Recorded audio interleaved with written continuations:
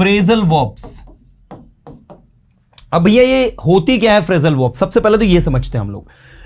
अगर आप लोगों ने वर्ब्स को स्टडी किया होगा तो आपने देखा होगा कि जो भी एक्शंस होती हैं ये क्या शो अप करती है। जैसे मान लीजिए आपने एक एक्शन, कोई सी भी एक्शन लिया आपने, जैसे मान लीजिए आपने लिया लुक, तो लुक मतलब क्या होता है? देखना।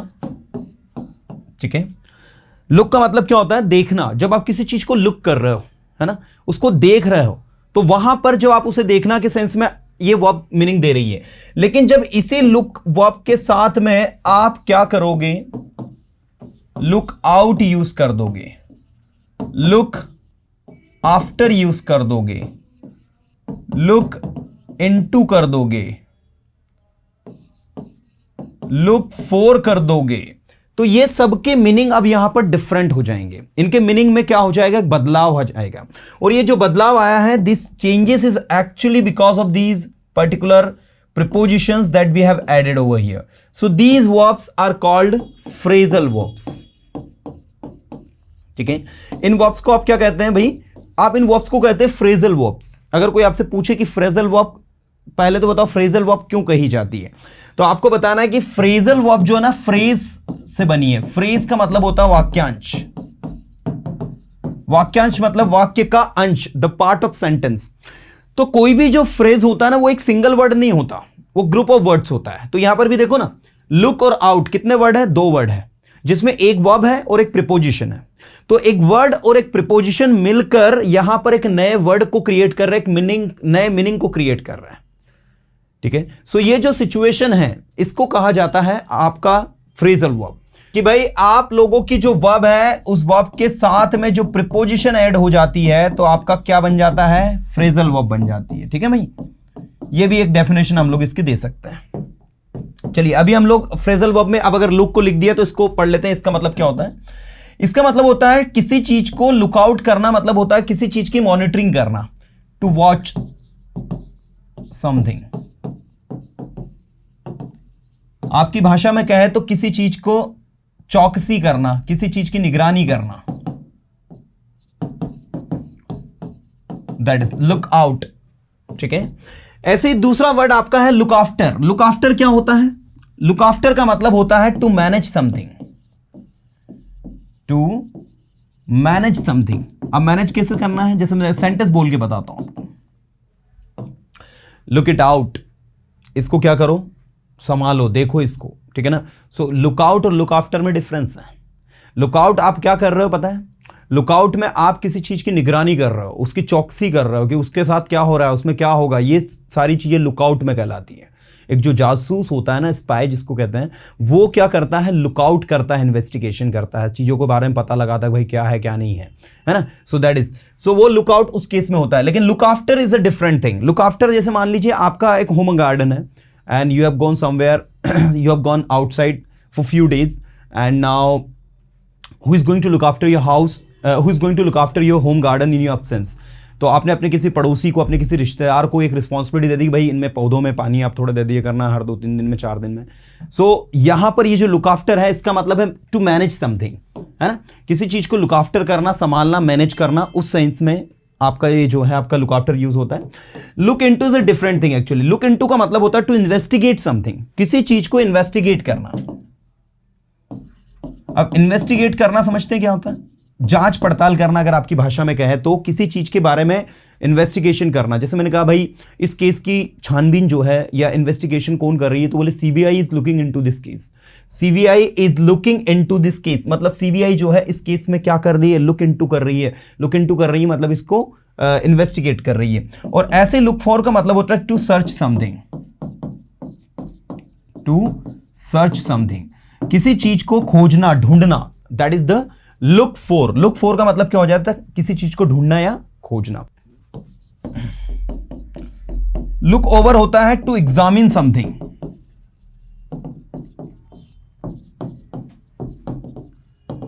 ठीक है, किसी चीज को एग्जामिन करना, किसी चीज का परीक्षण करना, है ना, इसको लुक ओवर कहते हैं हम लोग।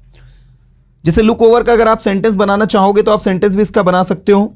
आप लिख सकते हो he looked over his accounts, उसने अपना अकाउंट्स का एग्जामिन किया, है ना। तो इस तरीके से देखो, लुक आउट हो गया, लुक आफ्टर हो गया, लुक इनटू हो गया, लुक फॉर हो गया, लुक ओवर हो गया। सबके मीनिंग अलग अलग है। लुक आउट क्या हो गया? किसी चीज की चौकसी करना, निगरानी करना, that is the look out. Look after क्या हो गया? टू मैनेज समथिंग, किसी भी चीज को संभालना। जैसे आपके घर को कौन संभाल रहा है, आपके पेट को कौन संभाल रहा है, आपके होम गार्डन को कौन संभाल रहा है, उस सेंस में लुक आफ्टर। लुक इनटू क्या हो गया?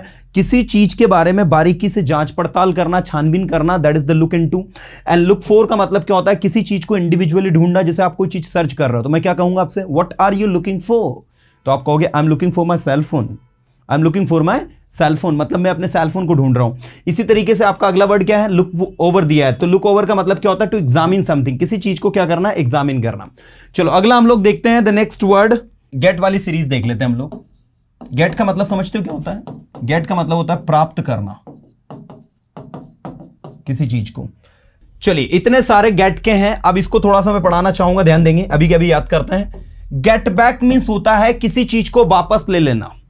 जैसे मैंने कहा, एक बार जो शब्द आपने बोल दिए ना, आप उनको वापस नहीं ले सकते हो, आप उनको रिकवर नहीं कर सकते हो। And that's why be very careful when you are speak anything.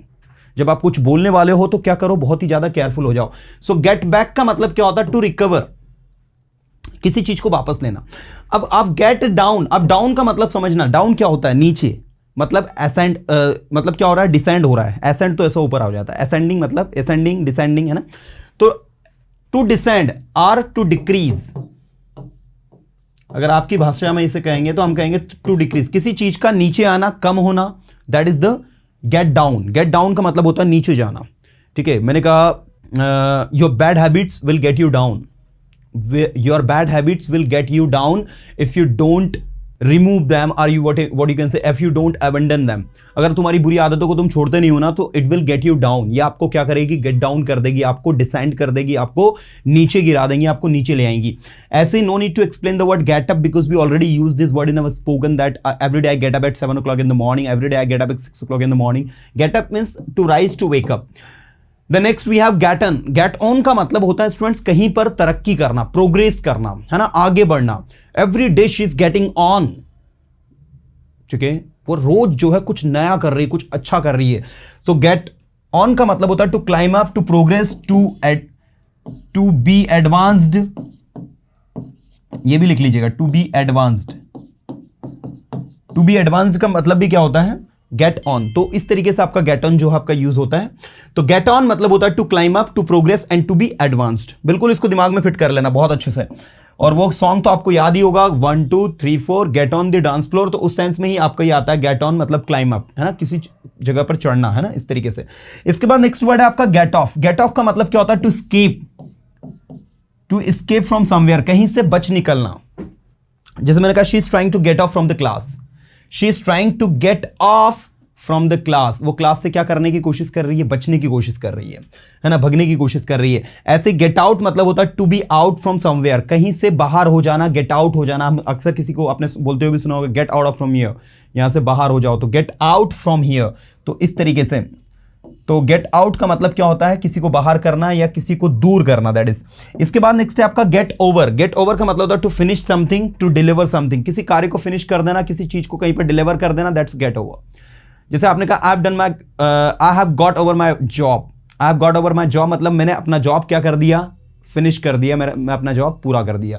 सो देखो अभी हमने जो पढ़ा है, लुक वाली सीरीज फिनिश करिए, गेट वाली सीरीज फिनिश करिए, और एक कर लेते हैं हम लोग, ब्रेक वाली सीरीज कर लेते हैं। देखो ब्रेक वाली सीरीज कैसे वर्क करती है। ब्रेक, देखो सबसे पहले मैं आपको बताना चाहूंगा कि ब्रेक डाउन को कैसे यूज करना, how to use break down. ध्यान देंगे please.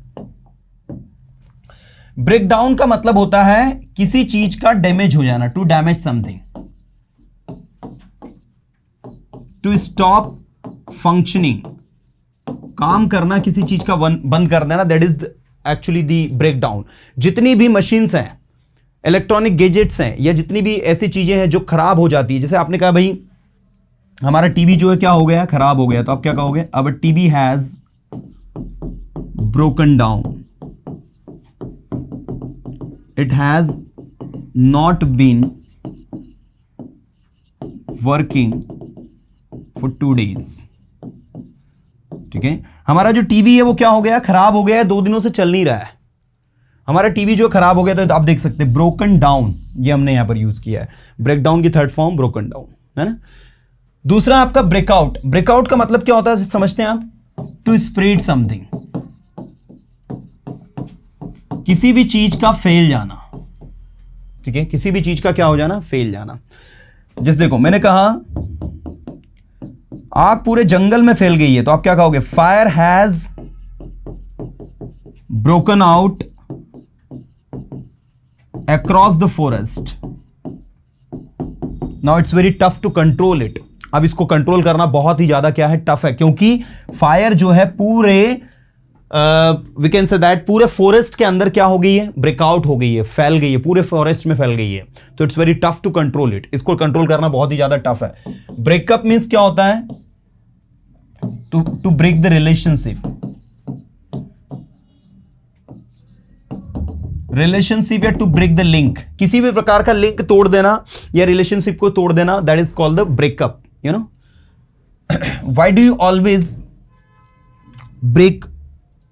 Breakup with your best one, ठीक है, आप अपने अच्छे लोगों के साथ में ब्रेकअप क्यों करते हो? उनके साथ रिलेशनशिप क्यों तोड़ते हो? तो इस केस में ब्रेकअप यूज होता है। और ब्रेक इनटू का मतलब होता है to intrude somewhere, to intrude somewhere. ये इंट्रूड वर्ड अभी 2 दिन पहले मैंने आपको बताया था।